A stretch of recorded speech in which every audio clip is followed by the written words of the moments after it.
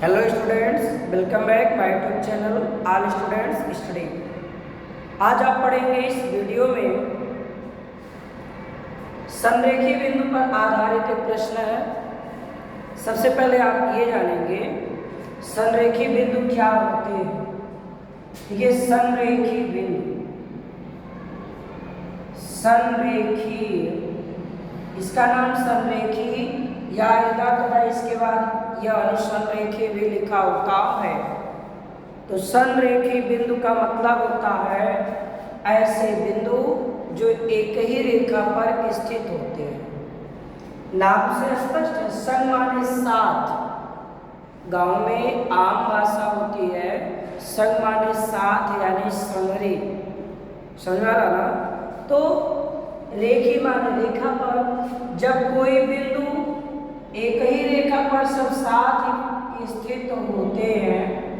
मान लिया A B C, ये हमारे दो बिंदु डी मान लिया, ये सब चारों बिंदु एक ही रेखा पर है, इसलिए ये संरेखीय बिंदु, इनको कोलिनियर पॉइंट कहते हैं। अगर एक बिंदु यहाँ हो जाए, एक बिंदु यहाँ हो जाए एफ, ये सब नॉन कोलिनियर हो। कोलिनियर पॉइंट मीन्स होता है ऐसे बिंदु जो एक रेखा पर हो तो वो संरेखीय बिंदु कहलाते हैं, और अगर एक रेखा पर नहीं है तो नॉन कोलिनियर, असंरेखीय।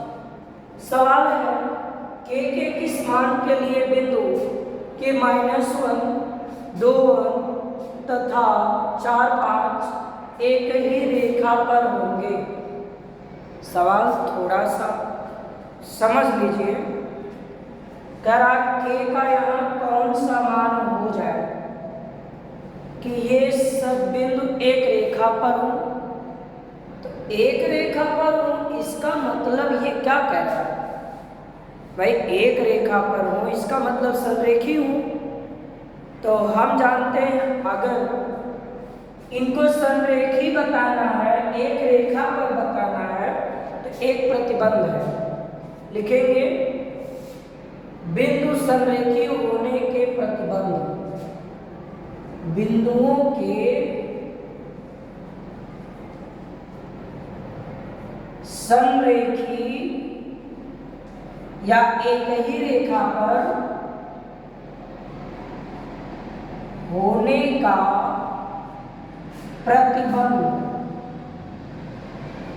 इसका प्रतिबंध क्या है? अगर बिंदु संरेखीय है तो इसका प्रतिबंध ये है कि इससे, इन तीनों बिंदुओं से जो भी ट्रायंगल बनेगा उसका क्षेत्रफल 0 होगा। अरे भाई हमारे एक बिंदु ये है, एक बिंदु बी है, एक बिंदु सी है, एक रेखा पर है अगर, तो हम कोई त्रिभुज बना पाएंगे? नहीं। तो ये एक रेखा पर है, त्रिभुज नहीं बनेगा। अगर यही कहीं अगर बी इधर हो जाए तो ट्रायंगल बन गया, तो इसका कुछ एरिया होगा। इसलिए हमारे जब ये संरेखीय होंगे तब के का मान पूछ रहा है, तो हमें इसका प्रतिबंध याद रखना है। आप वीडियो को देखने से उबेंगे नहीं, हम थोड़ा सा समझाने के प्रयास में वीडियो को लेंदी कर देते हैं। आप समझ जाएंगे, उसको फास्ट लगा लेंगे, समय बचा सकते हैं। ध्यान देंगे। तो बिंदुओं के संरेखीय होने का प्रतिबंध क्या है? इससे बने त्रिभुज का क्षेत्रफल क्या होगा? 0 होगा। आप लिख सकते हो बिंदुओं से बने, बिंदुओं से बने त्रिभुज का क्षेत्रफल बराबर 0। ठीक है। हम अब क्या करेंगे, अब आपको एक चीज ध्यान रखना है, बहुत ही अच्छा क्वेश्चन है भाई, ये बोर्ड का क्वेश्चन है। बोर्ड एग्जाम में ये प्रश्न 2019 में पूछा गया है। 2019 में बोर्ड के एग्जाम में ये पूछा जा चुका है। प्रश्न एक है, लाभ अनेक है। ध्यान देना। अब आप कैसे इसको हल करोगे? तो बिंदुओं से बने त्रिभुज का क्षेत्रफल 0। अब आपको तीन निर्देशांक जब पता हो उस क्षेत्रफल के लिए सूत्र याद होना चाहिए। बहुत ही लाजवाब ट्रिक हमने बता रखा है। बहुत से बच्चे हमारे यूट्यूब चैनल पर उस वीडियो का अध्ययन किए होंगे जिसमें हमने त्रिभुज के इस क्षेत्रफल का सूत्र ट्रिक से बताया है। एक बार पुनः हम बताते हैं। देखिए सूत्र है, अगर क्षेत्रफल 0 है तो हम लोग कैसे निकालेंगे? सूत्र 1/2 ब्रैकेट में आपको ध्यान देना है इसमें x1 x2 x3 y1 y2 y3 3 point होते हैं। हम क्या करते हैं? x1 पहला ब्रैकेट प्लस x2 दूसरा bracket plus x3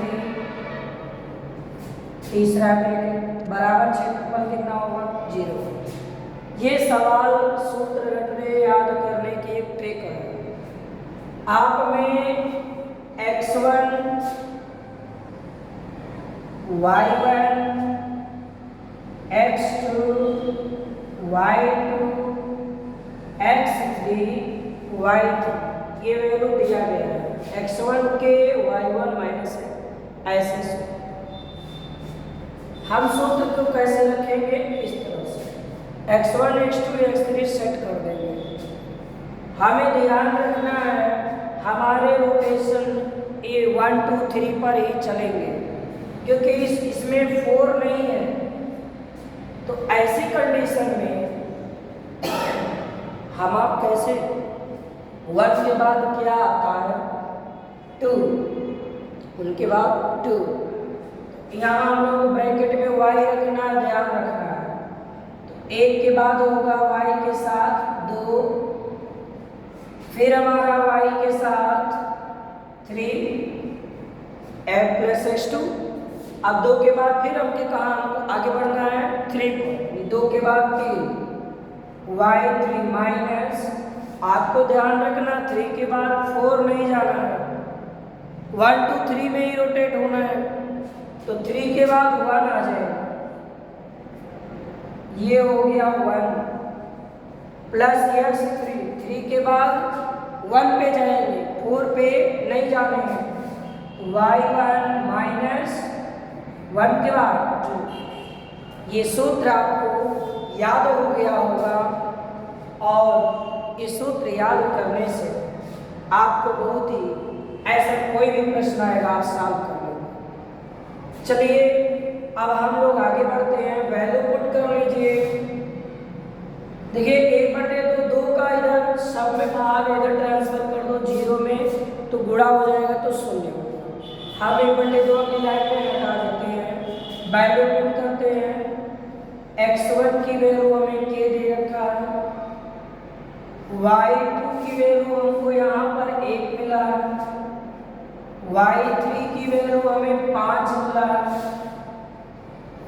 plus x2 की वैल्यू 2 है, y3 की वैल्यू कितनी दे रखा है? 5, माइनस y1 की वैल्यू -1 है।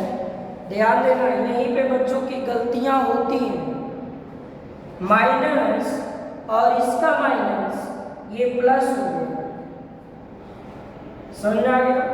प्लस x3 की वैल्यू 4 है, y1 की वैल्यू -1 माइनस y2 की वैल्यू 1 इक्वल्स टू 0। सॉल्व कर लीजिए। अब आप लिखेंगे ब्रैकेट में ये -4 होगा और k का मल्टीप्लाई -4k प्लस ये 6 हुआ 2 6 जाओ 12 हो गया, -2 हो गया, मल्टीप्लाई करेंगे माइनस का तो प्लस माइनस का माइनस, 4 2 जाए 8 इक्वल्स टू 0। हम ट्रांसफर करते हैं, ब्रैकेट क्लोज कर दें। अब इस ब्रैकेट की आवश्यकता नहीं है, -4 के इन सबको ट्रांसफर करो तो 8 घटाओगे तो 4 बचेगा, इधर ले आओगे तो -4 होगा और यहाँ से k बराबर -4/4 कैंसिल हो गया और k की वैल्यू हमको कितनी मिल गई 1। अतः k का अवेष्ट मान 1। ये आपका आंसर। वीडियो आपको अच्छा लगा होगा, प्रश्न आप समझ चुके हैं, ध्यान से देख लीजिए। सॉल्यूशन अच्छा लगा तो कमेंट करना ही है। आपके सामने एक क्वेश्चन हमने और ऐड किया है। यदि कोसेक थीटा बराबर 2/2/5 तो टेन थीटा और कास थीटा के मान ज्ञात कीजिए। बहुत ही अच्छा क्वेश्चन, बोर्ड एग्जाम में 2020 में पूछा गया ये प्रश्न है। ध्यान से समझेंगे। सवाल बोर्ड एग्जाम में आए ना आए ये माने नहीं रखता है, माने अधिक ये रखता है कि हम इससे कितना सीख रहे हैं, इससे संबंधित कितने प्रश्नों को सॉल्व कर सकते हैं। तो बोर्ड परीक्षा में ये प्रश्न आ सकता है कि नहीं आ सकता है, ना मैं जानता हूँ ना आप जानते हैं। हम लोग एक अपने एक्सपीरियंस के आधार पर बच्चों को सॉल्यूशन दे करके समझाते हैं। आपकी भी ये जिम्मेदारी बनती है, मेहनत से इसे पढ़ें। विद्यार्थी को दृढ़ संकल्पी होना आवश्यक है। यदि आप दृढ़ संकल्पी हैं तो अपने बड़े से बड़े लक्ष्य को प्राप्त कर सकते हैं। नियम बनाइए, नियम का पालन कीजिए। आइए इस प्रश्न को ध्यान से समझें। बाबू जब ऐसा प्रश्न कभी भी मिले, भुजाओं से संबंधित इसमें वैल्यू जानकारी लेनी है तो हमें एक समकोण त्रिभुज बनाना होता है, क्योंकि समकोण त्रिभुज के बिना ये हमारी वैल्यू नहीं फाइंड होगी। अन्य सूत्र से भी ज्ञात किया जा सकता है लेकिन वो लेंदी होगा, इसलिए एक समकोण त्रिभुज बनाएंगे अपनी स्वेच्छा से। नामकरण भी स्वेच्छा से कर लेना है। हमने इसका नाम ABC दे दिया। ये 90 डिग्री एंगल हो गया। समकोण त्रिभुज का मतलब जिस त्रिभुज का एक कोण 90 अंश हो वो समकोण त्रिभुज कहलाता है। आइए एक न्यून कोण को थीटा देना है, यहाँ जो रहे उसको न्यून कोण बोलते हैं, यहाँ लगे थीटा है। कभी कभी ABC भी देता है, PQ भी देता है, जो भी हो P या Q। तो हमें जो नाम देगा वो थीटा कोण को देखना है। इन 90 के अलावा ये दोनों एंगल थीटा है। हम अपनी सुटेबल हेतु यहाँ थीटा मान लेते हैं, थीटा एंगल यहाँ इसे त्रिभुज क्रिएट करिए। लिखेंगे चूंकि कोसेक थीटा बराबर 2/2/5, फ्रैक्शनल पार्ट 5 दूनी 10 दूनी 12/5। तो कोसेक थीटा का सूत्र क्या होता है, इसके लिए आप सबको हमें लाल बटे कक्का का फार्मूला सिखाया है। L मीन्स लंब, K मीन्स कर्ण, A मीन्स आधार, ठीक ना। चलिए साइन कास टेन कोसेक से काट, इसको ध्यान में रखना। अब आप क्या करेंगे, इसमें इसको ध्यान में रखना। साइन माने यल बटे के, ये बटे है, यल बटे के साइन का होता है। एक सी माने कोसेक, तो कोसेक का होगा K बटे यल, यानी हम लोग लिखेंगे K बटे यल। पता चल गया। इससे कर्ण कौन है 12। अब कर्ण होता कहाँ है आपको बताया गया 90 के सामने, 90 ये है, इसके सामने कर्ण ये 12। लंब कौन होगा न्यून कोण के सामने की भुजा, ये हमने न्यून लिया है थीटा को, ये हमारी लंब हो गई। ये भी हमें बेस निकालना है 10 में लंब बटे आधार, तो यल और ए चाहिए, ए नहीं पता। शेष तीसरी भुजाएं होती है, लिखिएगा पाइथागोरस प्रमेय से। पाइथागोरस प्रमेय से। पाइथागोरस प्रमेय क्या है? कर्ण का होल स्क्वायर, इसमें कर्ण कौन है? AC, आधार कौन है? BC, लंब कौन है? AB। वैल्यू पुट कर दीजिए। AC की वैल्यू कितनी है? 12। BC की वैल्यू कितनी है? नहीं पता है, नोट कर दीजिए ऐसे ही। AB की वैल्यू 5। हम यहाँ लिखेंगे 12 का वर्ग 144 होता है, 5 का वर्ग 25, इधर कर दीजिए।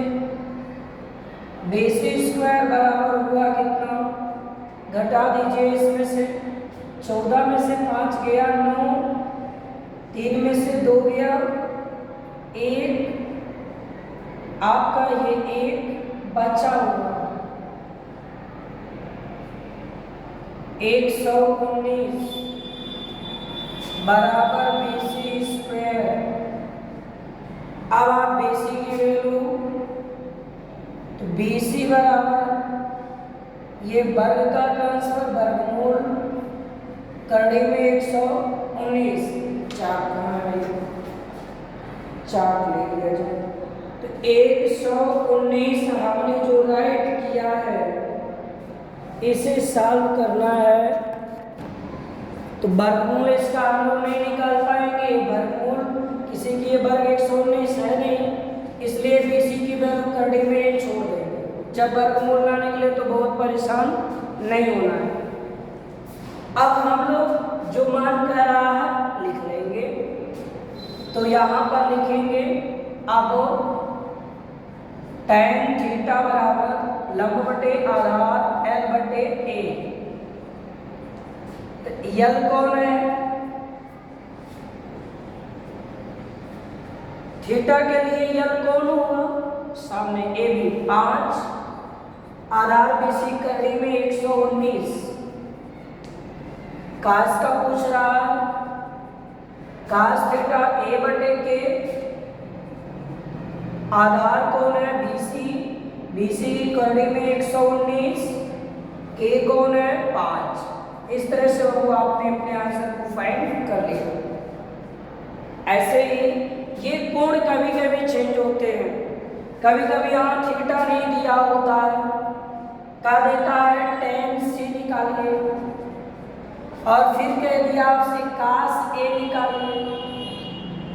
हम लोग एंगल देखना है, tan का मतलब क्या होगा? tan का अनुपातिक सूत्र रियल बटे A है। पहले हम लोग tan का एक एक करना, ध्यान देना थोड़ा सा। tan का मतलब यल बटे, अब C के लिए यल ढूंढेंगे, C के लिए यल कौन होगा? C यहाँ इसके सामने यल 5, A मीन्स बेस हो गया करने में 119। फिर हमें cos A की बात कर दिया, तो अब ये सिस्टम नहीं होगा। cos A, cos का पहले फार्मूला लिखोगे A बटे के, cos का फार्मूला आपने क्या लिखा? A बटा के। ध्यान देना, cos का, अब cos C पूछ रहा है, cos का फार्मूला A बटे के, C कहाँ? A है, A की, तो A के लिए न्यून कोण एक ये है, इसके लिए आप लंब कोण होगा सामने BC। देखिए ये लंब और आधार चेंज होंगे, कर्ण कभी चेंज नहीं होगा। तो cos A का मान बदल गया, BC बटे ये हो गया आपका A, आधार बटे कर्ण चाहिए भाई, ये लंबा है, सॉरी बड़ा जल्दी में, ये आपका लंबा है, तो आधार चाहिए, आधार AB है, फिगर मिट गया तो थोड़ा सा दिक्कत हो गया। तो AB हो गया और कर्ण आपका नो चेंज, तो A हो गया AC, तो 5/2 आपका ऐसे सॉरी ये 5/12। लेकिन अगर ये काश सी हो जाए तो चेंज हो जाएगा, तब लंब ये हो जाएगा, आधार ये हो जाएगा। ए के लिए लंब ये है, आधार ये है। ऐसे प्रश्न आते हैं, बच्चे कंफ्यूज होते हैं, कंफ्यूज नहीं होते। फिलहाल वीडियो कैसा लगा जरूर कमेंट करें, अपने दोस्तों के पास शेयर करें। अच्छा लगा तो चैनल को सब्सक्राइब कर लीजिए, ताकि अगला वीडियो जो हम अपलोड करें तो आपको नोटिफिकेशन फटाफट मिल जाए। थैंक्स, धन्यवाद।